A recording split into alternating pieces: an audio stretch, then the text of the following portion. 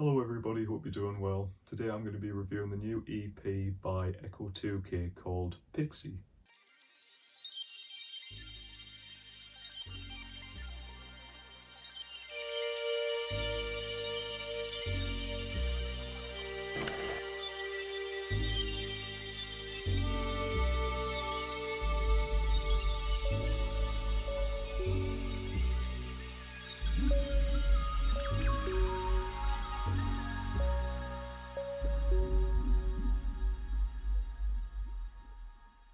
ECCO2K is a Swedish musician who's primarily known as one of the members of Drain Gang.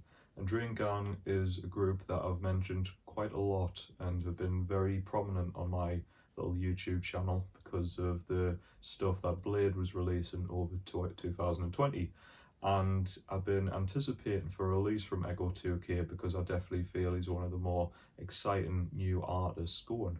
I say new, but of course many fans will know that he's been releasing music for nearly a decade now, but his releases have been very sparse and just not at all consistent. A single here, some features with Drain Gang's material and such, but never really full projects until finally we were treated to the 2019 album E, which was, although still quite a short release, was a very good one and one that I really enjoyed. Yes, had a bit of cloud rap inspired sounds in the album, but was mostly art pop and electronic, and I was really looking forward to seeing if hopefully not only would I hopefully not wait for another 10 years for his next release, but for something to come out quite soon and maybe go into a new territory, which would be really cool.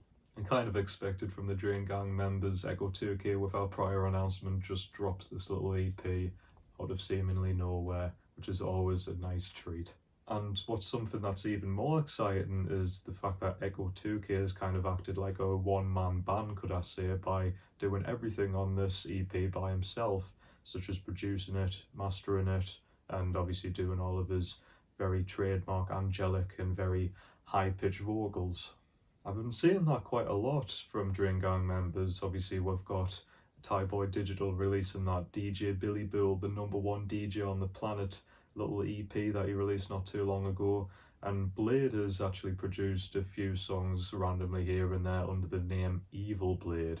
I've always thought ECCO2K was a very talented guy, and I knew that since knowing that he formed a group with Blade, who was like a noisecore group when they were extremely young and played, I believe, bass on it.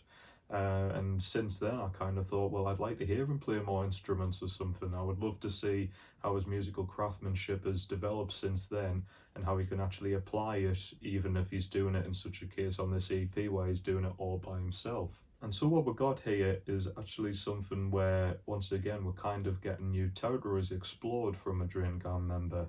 And with this, I'd say he's getting, yes, it's electronic and it's very noisy, and I believe intentionally done so, but I feel that this is kind of like a Drain Gang equivalent of a bedroom pop EP, and I feel this is really highlighted with the fact that he'd done it all by himself, but also for the fact that the use of guitars throughout this and the way the whole thing sounds, it really does sound like a sort of classic lo-fi indie EP that a guy would randomly release by himself. Of course, that's not to say that the whole Drain Gang mark isn't totally lost with this EP.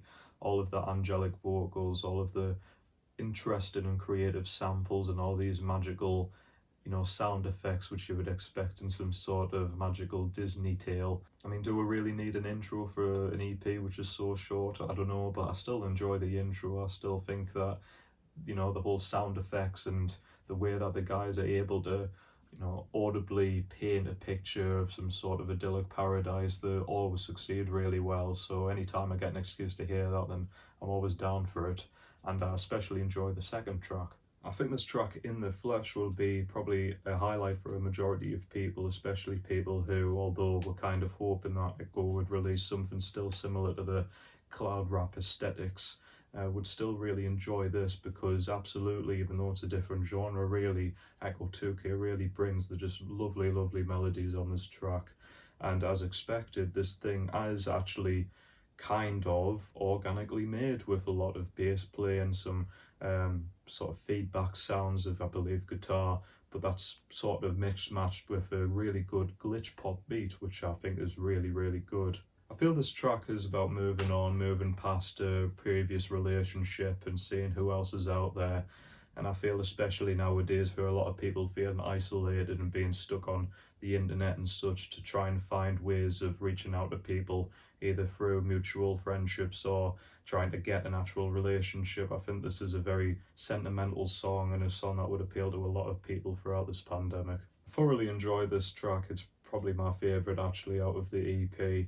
And even saying that though, I still really enjoy the following track too. So this track, Jealousy, I think is really interesting because I believe the concept is kind of in a retaliation in a way to just how obsessed fans can be over groups. And this kind of track isn't so much saying, hey, you know, I'm a normal dude or anything, but just kind of find your own path and don't be obsessed with one person, and see if you can actually get your own sort of ideas and see what's true to your own, you know, kind of see what makes you yourself instead of trying to latch onto someone else and try and be like them. I think what really drives this is ECCO2K's delivery, which is quite pouty and quite show-offy in a quite entertaining way. You know, it's kind of like the most popular guy in school, and he's kind of talking down to a little nerd who really thinks, oh my god, he's the coolest guy ever. For how minimal this track is as well, I feel that this is definitely a song which kind of feels like a very glitched out weird form of an indie rock or lo-fi indie tune, and for that I still quite enjoy it. I think this is where the low fidelity actually really works in its favour. Then we've got a very strange track here called No asterisk asterisk asterisk S song, or maybe it's a censorship of something, I have no idea. And really, I still, after multiple listens, I have no idea what to make of this track. It's just like I say, quite a polarizing listen. At first I was really put off it because it kind of sounded like to me straight off the bat like it was someone doing an ECCO2K impression, like a parody of it, because the vocals on here are clearly not well put together. They're kind of strained, and like I say, it kind of sounds like someone's mocking his sound, especially the instrumentation too, which is just all over the place. There's no catchy rhythm or anything, it's just a load of noise really. But listening to it more and more, I don't know what it is, but I kind of latched onto it and really enjoy it in a very strange way. It's one of those things where something's so abstract, but at the same time you find it catchy, and I don't know what it is, but I think that buried somewhere in this track there is an actual fun little melody, and I think it's really quirky, and the sound of it overall kind of reminisces something that Girlfriend of the Year would do. So if there's anyone who's a sort of old school, should we say, PZ music fan, I think you would really enjoy this tune. So although I've been really enjoying every song up to this point, sadly I feel that the EP doesn't really end too well on the last track, Big Air. So as I've been saying before, the whole DIY aesthetic of the previous tracks worked in the song's favour. I can't really say the same for this track, sadly.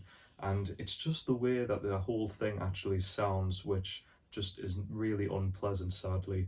It's especially the timbre of the swirling arpeggiator which goes on throughout the whole track.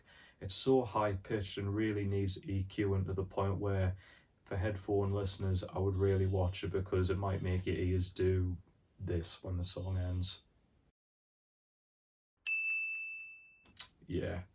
And sadly really lets it down because of that, because it goes on for so long throughout the whole track. I kind of like the melody and the progression it goes on. It does have a sort of build and a slow down, but yeah, I just feel like it could have been maybe better as a interlude, maybe as an EP, instead of ending it off like this. But despite this tiny gripe of this last track, I still quite enjoyed this EP quite a lot, and I'd still really recommend it for you guys.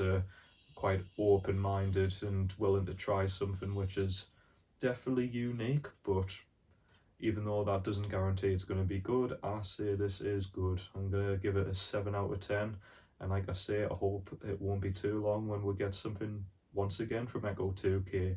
If it's something like this, then I hope it's something that's even better, either through its sound, as in getting proper mastering, or just again just developing on these ideas which he clearly has, and I'd love to hear that very soon. And so while I've got the attention of you Draingan fans, I thought I may as well show off this physical vinyl release of Blade and Megatop's Good Luck. Oh, just came in the mail yesterday, and what do you think of this cover? I know what you're thinking, you idiot, you're showing off the Beatles' White Album. No, this is actually it. Eh? You're not the most exciting cover, but don't worry, remember it's a picture disc. Oh, look at that.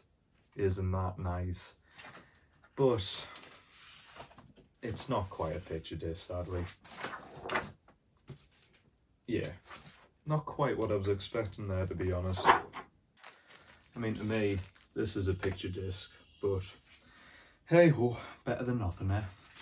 And if you didn't know, it's going to be the 1 year anniversary of You're Finally Home. And I feel to celebrate, I'm going to release something Draingang related for you guys. So tune in very soon, and I hope you enjoy what I'm going to release. And that's it, everybody. Thanks very much for watching. Hope you're taking care of yourselves. Bye for now.